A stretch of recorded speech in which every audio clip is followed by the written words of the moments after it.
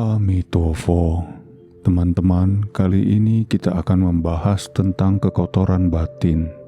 Untuk memahami kekotoran batin ini, kita mulai dengan ilustrasi sebuah kolam berlumpur. Sebuah kolam walaupun terlihat bersih dan jernih, tetapi di dasar kolam itu sebenarnya terdapat lumpur. Memang ketika air itu tenang, maka lumpur di dasar itu seolah tidak tercampur dan membuat air terlihat bersih. Kolam berlumpur ini sesungguhnya seperti kehidupan kita semua. Pada dasarnya kita semua memiliki lumpur di dasar kolam yang hanya sedang mengendap. Suatu ketika ada seseorang melemparkan batu dan terjadi riak pada kolam. Pada saat itu lumpur di dasar kolam bisa keluar. Sama halnya seperti ketika suatu waktu ada seseorang yang marah kepada Anda. Pada saat itu bisa saja kendali Anda tiba-tiba terlepas. Ego Anda muncul. Siapa kamu ya berani memarahi saya? Itu ibarat seperti lumpur dalam kolam tadi yang keluar saat kena gelombang riak air. Akan tetapi, lemparan batu dari luar yang menciptakan riak air di dalam kolam tidak selalu sama. Karena semua sangat tergantung dari kolamnya masing-masing. Sama seperti gangguan emosi yang sama sekalipun bisa berakibat yang berbeda pada setiap orang. Karena masing-masing memiliki kolam kekotoran batin yang berbeda-beda. Apa yang akhirnya membedakan masing-masing individu ini? Agar lebih jelas, mari kita bahas kembali soal kolam berlumpur ini dengan kondisi yang berbeda-beda seperti berikut ini. Pertama, seberapa besar batu yang dilemparkan ke dalam kolam? Batu kecil pun menciptakan riak dan dapat mempengaruhi lumpur di dasar kolam. Semakin besar batu dilemparkan, semakin besar kekuatan untuk menarik lumpur di dasar kolam keluar.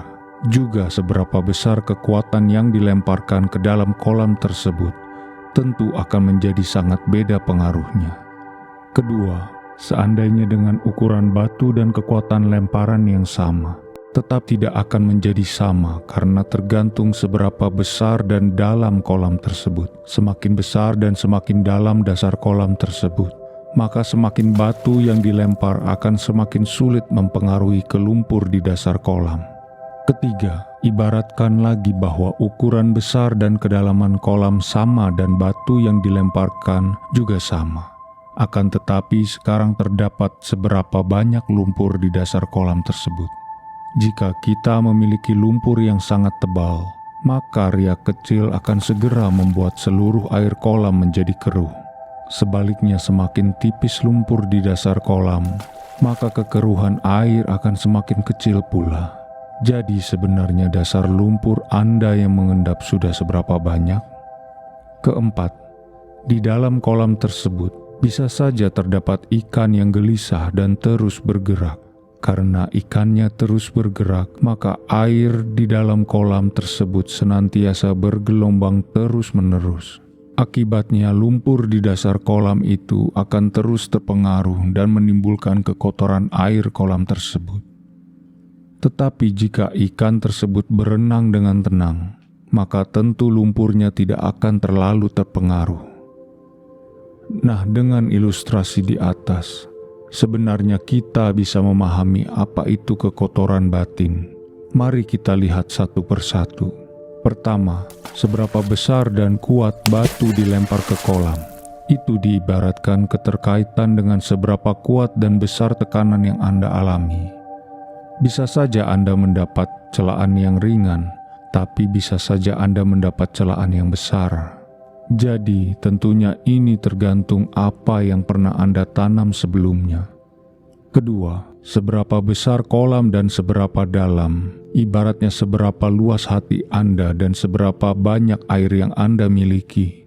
Karena itu Anda perlu terus menanam kebajikan. Karena itu seperti Anda terus memperdalam kolam Anda dan mengisi terus air kebajikan, sehingga semakin luas dan semakin dalam kolam Anda, maka tekanan besar semakin terasa kecil.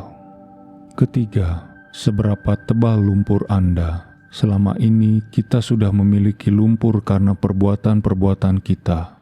pada kehidupan saat ini, Anda harus berusaha menguras lumpur tersebut agar semakin tipis lumpurnya. Atau sebaliknya, justru Anda terus menumpuk lumpur pada kolam Anda. Ingat, semakin kolam Anda penuh lumpur, maka kolam Anda akan semakin mudah menjadi keruh. Bahkan batu kecil pun mudah membuat kolam Anda menjadi keruh. Keempat, di dalam kolam itu terdapat ikan yang terus bergerak. Itulah kondisi kita saat ini.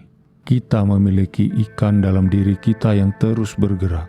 Itu adalah pikiran-pikiran kita yang tidak terlatih dan terus bergejolak dan semakin tidak terkendali. Akibatnya kolam akan terus keruh. Dalam kehidupan keseharian, ketika seperti melihat sesuatu benda, keinginan tidak bisa dikendalikan. Bukan berarti Anda tidak boleh menginginkan, tetapi mereka yang tidak terkendali akan membeli barang yang bukan dibutuhkan, membeli tanpa mengukur kemampuan. Intinya mereka yang tidak terkendali akan terus terangsang oleh panca indera dan membiarkan semua nafsu mencengkeram kehidupan Anda. Lalu apa kekotoran batin yang ada di dalam diri kita? Yakni loba, ketamakan, keinginan untuk melekat, dosa, kebencian, kemarahan, ketidaksenangan, antipati, moha, kebodohan batin, tidak memiliki pandangan benar. Ketiga hal inilah kekotoran batin seperti ikan liar di kolam kita. Ketika ketiga hal ini bergerak terus dengan tidak terkendali, maka akan terus membuat kolam menjadi keruh, dan akibatnya Anda akan mengalami kesulitan untuk membersihkan lumpurnya. Untuk selanjutnya, Sufu akan bahas satu persatu dari 3 kekotoran batin tersebut di atas. Amitofo.